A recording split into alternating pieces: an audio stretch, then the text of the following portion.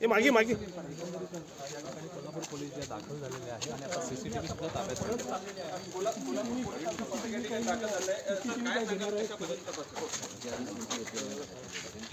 आणि आज कदाचित प्रशांत कोरटकर यांना जे आहे ते या ठिकाणून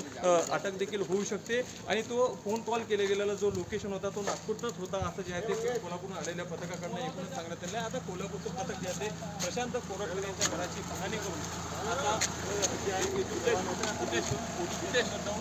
वेंकुडी पोलिसांसोबत जे आहे ते एकूणच चर्चा करून ते कशा पद्धतीने येत होता आणि प्रशांत कोरटकर हे कुठे आहे त्या पथकाला देखील